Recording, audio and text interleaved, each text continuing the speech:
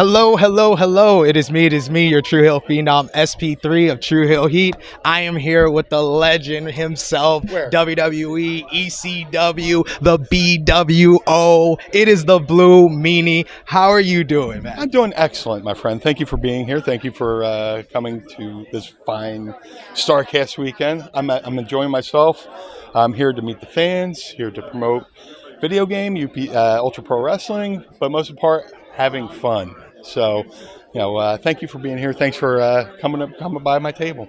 What is it that makes you come to these type of conventions and talk to fans? Because I see you talking to fans over the weekend, and you're very personable, and you give everybody a certain amount of time. So, what brings you back to these conventions like this? Well, first of all, they hurt a lot less.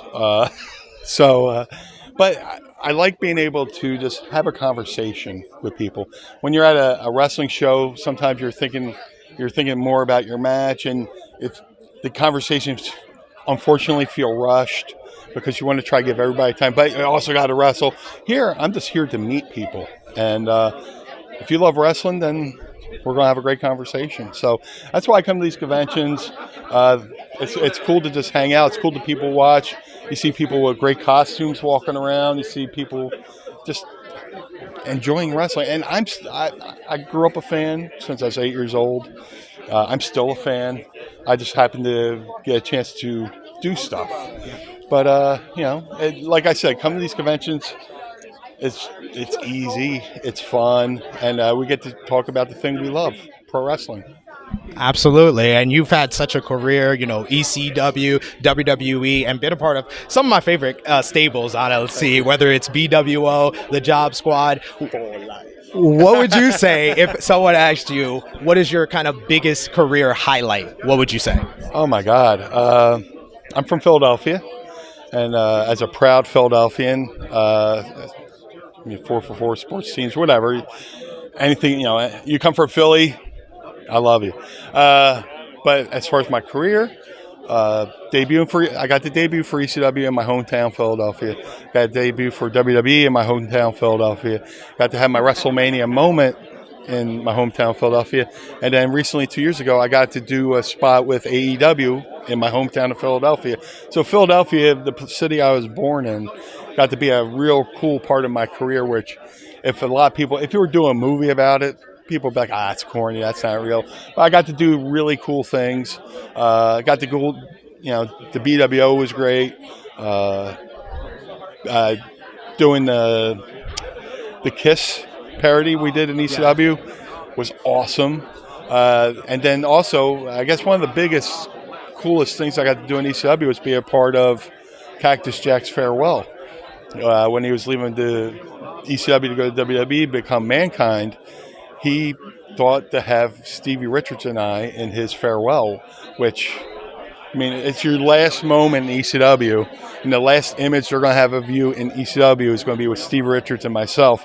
And we did the can. Well, you can't watch it on the network. It's on the network, but the Frank Sinatra, New York, and we do the can dance, and we do the Fargo Strut out of the arena. The fact that a legend like Cactus Jack, Mick Foley, came up to Stevie and I go, yeah, I got this idea for my retirement and my farewell, and you're in it. And we're just like, us? So that was super cool. That was Mick Foley not only, going off to the next level, but making sure some of the talent that were staying were a lot better off after he left, because him bringing us to the ring gave us so much more credibility in the eyes of the fans. So Mick's the best. I swear, like with everything that you just said with Philly, we need a Blue Meanie statue next to Rocky. Just like... Yeah, it will be on the steps, breathing out of a brown paper bag from being winded from going up halfway. It'll be halfway up the steps like... Well, I know you're here to promote Ultra Pro Wrestling. Yes, sir. Me and my colleagues from True Hill Heat, we've been loving the footage that we've seen from the game. Tell us a little bit about the game and how you've been working with the people creating it. Hal Haney, who's a fantastic artist, he did a lot of the original artwork that's behind us. He created the original characters. There's a group out of Scotland. Sam Valley got on board with Hal with his original characters. and how Haney has such a great reputation amongst the wrestling talent that they're like, what if we can get the real licensed real wrestlers into the game and be able to give them some kind of royalty for it. And the way they have structured everything, it's really cool for the wrestlers who are involved. So if you were to download Blue Meanie into the game, my royalty rate with them would be better than, like, say, a WWE royalty rate and stuff like that. But the cool thing about the game, it's nostalgic. I grew up loving like 90s games. In early 2000s, I loved WCW Revenge. I love No Mercy. I love WrestleMania 2000. I love Virtual Pro Wrestling from Japan, which is basically those games, but with the Japanese talent, the All Japan talent and stuff like that. So to have a new game come out, but just modernized and way more crisp with the design. It's not as octagon or size, like square. They're a little bit smoother. They're building their own engine from scratch, and it's a great thing, and the footage that we've been showing is only early development. It's going to get way better. That if you're impressed with what you see now, wait till the finished product comes out, and wait till they've announced a bunch of talent so far, but there's a lot more talent that's coming out. Some talent that's never even been in a video game is going to be in this game, and I'm looking forward to it, and trying to help spread the word, because it's hard. A lot of people ask you to do things, and when you get excited for something like Ultra Pro Wrestling, and seeing the development and stuff like that, and I'm fortunate enough to get to see some of the stuff that hasn't been announced yet. I'm excited to watch people realize what I already know about the game. So it's going to be awesome. So what would it be, kind of like the tentative kind of when it would be released to the people? Because I know when they see this stuff, they're going to want it. Yeah. Thank you for that. Late 2024. They just want to make sure it's right before they put it out. And the cool thing about it is you'll buy the game, you'll have the game, and then, say they couldn't get a wrestler for the initial release, doesn't mean they can't get somebody a year or two down the line, because they'll always have that game, so there'll always be updates down the line. So late 2024, they just want to make sure everything's right. If you go to their YouTube page, Sam, the creator, he does creator vlogs on YouTube, where he does a lot of Q&As. If you go back and watch a lot of them, he answers a lot of the questions that I might not be able to answer. So go check out their YouTube, Ultra Pro Wrestling on YouTube, and check that out. But it's going to be a really fun game for guys who crave games that doesn't need a degree in physics to figure out how to play. This game is going to be, strong lockup, weak lockup, strong kick, strong punch, weak kick. The games we loved growing up. Bring us back to the basics, which we need in these video games. Keep it simple, stupid. Keep it simple. The KISS method. Stupids like me. But final question to you, because you say you're such a fan, and we could say that with what you're doing with this video game, but what is it that you're currently like watching that you want to let people know, maybe that they don't watch themselves, and maybe you can bring more attention to these, like maybe on the independent scene or any type of wrestler that you got your eye on? Oh man, there's so much good talent out there. It's a great, like I was saying earlier, it's a great time to be a professional wrestling fan, between AEW, WWE, Ring of Honor, Impact Wrestling. There's so much good talent out there. I don't want to single one person out, because then everybody I'll be getting texts, oh, you forgot about me, But there's so many good guys out there. So much good talent out there. Some I admire. Some I've had a hand in help train.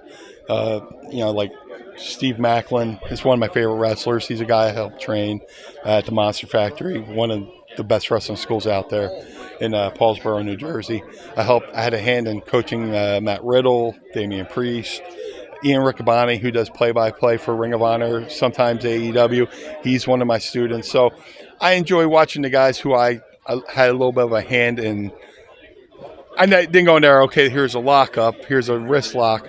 I did more of the mental side of the business training. This is what to expect. This is what you got to do. This is what you shouldn't do.